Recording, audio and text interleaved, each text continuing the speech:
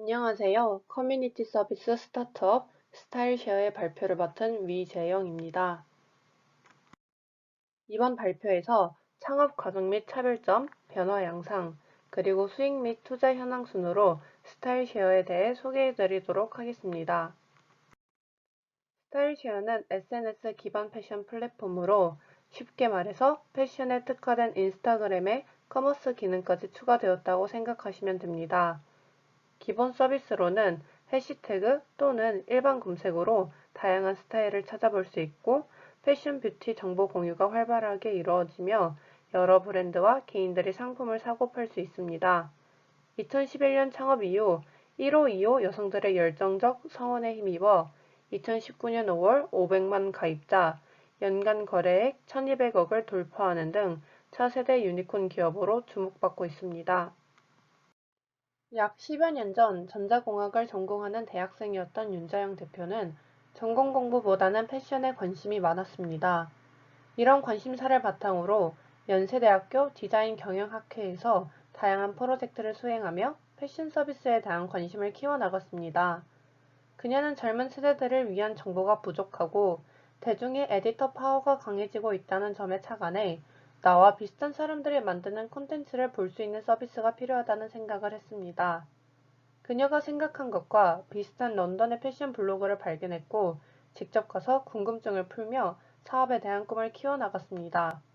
스타트업 엑셀러레이터 프라이머의 권덕윤 대표가 학교에 강연을 오신다는 소리를 듣고 강연에 참가해 끝난 후 서비스 설명을 드렸더니 저녁 식사에 초대를 받았고 프라이머의 지원에 투자를 받게 됩니다. 이후 프라이머에서 개발자, 경영자를 소개받으며 팀 빌딩에 도움을 받고 여러 엑셀러레이터 프로그램과 정부 지원, 창업대회, 추가 투자 등으로 초기 사업 비용을 마련했습니다. 자신의 관심사에 있어 이처럼 집요하게 공부하며 사업 아이템에 대한 믿음을 가지고 런던 블로거나 엑셀러레이터 대표님과 직접 컨택하는 열정이 오늘날 스타일쉐어의 성공의 밑거름이 되지 않았나 합니다.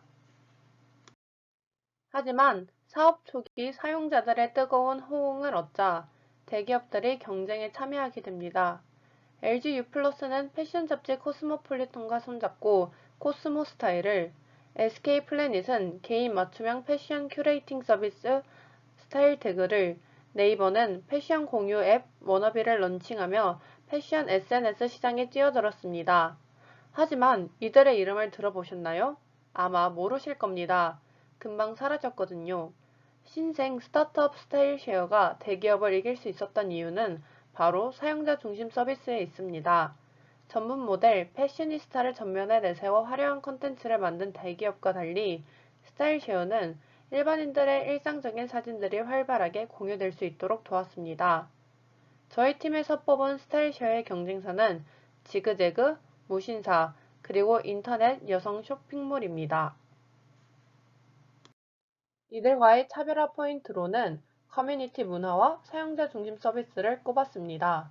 첫 번째 차별점은 1525라는 특수한 타겟층의 열성적인 커뮤니티 문화에 힘입어 유저들 사이에서 유대감이 형성되고 젊은 층의 공간으로 인식되었다는 점입니다. 두 번째 차별점은 휴대폰과 신용카드보다 무통장 입금을 위주로 하는 10대들을 위해 GS 리테일과 협업하여 만든 편의점 결제 서비스, 그리고 사진 속 상품을 3초 만에 찾아주는 패션 챗봇 모냥 개발, 또한 젊은 세대의 새로운 쇼핑 경험을 위한 라이브 커머스 스시 라이브 개발 예정 등 끊임없이 젊은 사용자 중심에서 편의를 제공하고 서비스를 개발하려는 노력이 돋보인다는 점입니다. 그리고 저희 조원들의 직접 이용 경험을 살펴보았습니다. 조원 지윤 씨는 중학교 때 교복에 걸칠 아우터를 어떤 걸 살지 고민하다가 우연히 스타일쉐어를 알게 된 후 자주 이용하였다고 합니다. 저는 고등학교 때 자주 사용하다가 갈수록 정보 공유가 아닌 스타일 과시로 서비스가 변질되는 것 같아 최근에는 자주 들어가 보지 않았습니다. 스타일쉐어의 초기 모델은 단순한 패션 SNS였습니다. 평범한 사람들이 자신의 스타일을 사진으로 올리고 공유된 사진에 마음에 드는 패션 아이템이 있다면 댓글로 그 정보를 공유할 수 있었습니다. 주로 여성 소비자가 많았다고 합니다. 그러던 스타일쉐어는 점차 커머스 형태로 변해가고 있는데요. 먼저 OOTD와 스토어를 분리해두어 기존 SNS 위주의 플랫폼이었다면 스토어 기능을 강화했습니다. 이제 정보 공유에 그치지 않고 마음에 드는 제품을 바로 구매할 수 있게 되었습니다. 최근 29cm를 인수하며 스토어 기능은 더욱 강화될 것으로 보입니다. 두 번째로 유니섹스 카테고리의 개설입니다. 기존 여성 유저들이 대다수였다면 남성 유저들도 스타일 쉐어를 사용할 수 있도록 유니섹스 카테고리를 개설하여 다양한 제품들을 볼 수 있도록 하였습니다. 마지막으로 카테고리의 다양화입니다. 패션 및 뷰티에서 더 나아가 테크, 헬스 앤 푸드 등 다양한 분야의 정보를 공유할 수 있게 되었습니다. 이제 마지막으로 스타일쉐어의 비즈니스 모델을 포함하여 수익 및 투자 현황에 대해 알려드리도록 하겠습니다. 스타일쉐어는 고객 구매 여정의 단계별 접점을 이용한 비즈니스 모델을 활용하였습니다.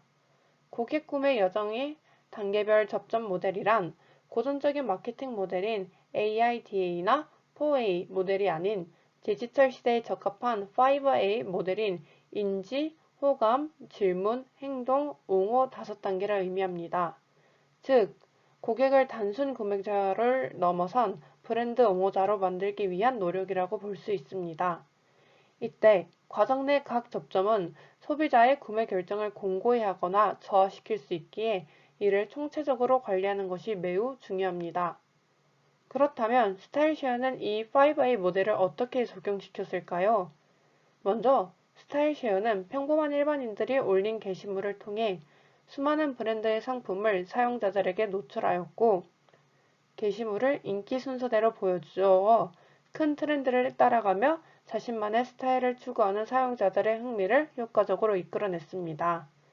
특히 자사는 사업 초기 커뮤니티를 구성하는 데 있어 자유롭게 질문하고 응답하는 문화를 플랫폼의 기본 툴로 만들었고 플랫폼의 커뮤니티가 구축된 후에는 앱 내 결제 시스템을 통해 손쉬운 구매가 이루어질 수 있도록 했습니다.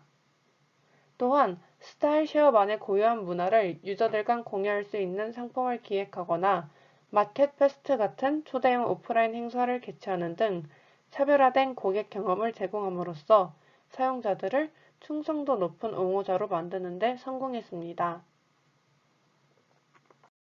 이러한 비즈니스 모델을 갖고 있는 스타일쉐어의 수익 구조는 어떻게 되는지도 살펴보니 스타일쉐어는 커머스 시스템의 도입 전후를 기준으로 수익 구조의 변화가 있었습니다.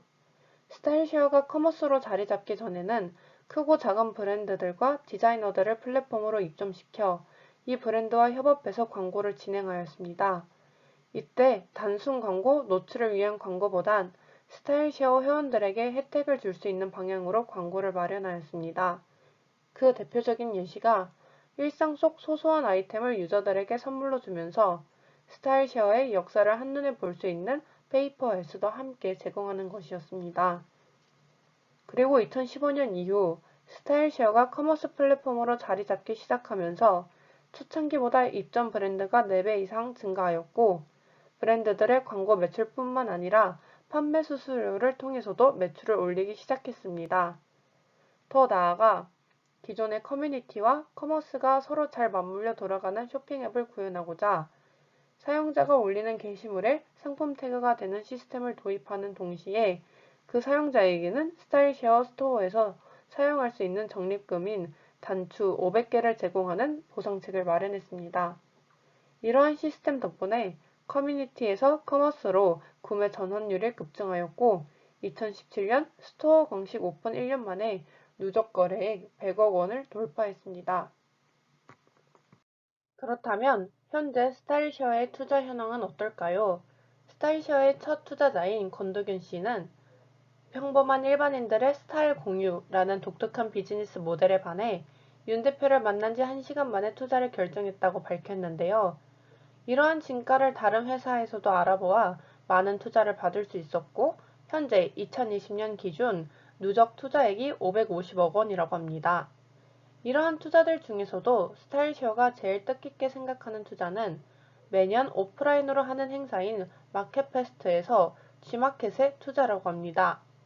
마켓페스트는 온라인으로만 만나던 판매자와 이용자들이 직접 오프라인에서 만나는 축제로 1년에 한 번 매년 열린다고 합니다.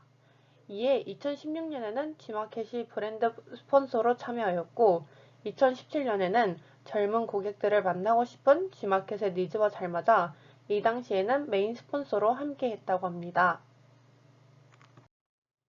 스타일쉐어가 성장함에 따라 자산은 투자를 받는 것만 하지 않고 직접 투자를 하기까지 합니다.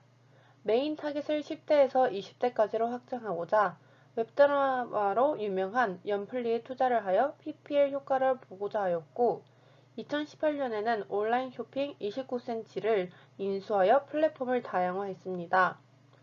윤 대표는 현재 2020년 거래액 5천억 원을 달성하겠다는 목표까지 보이고 있다고 합니다.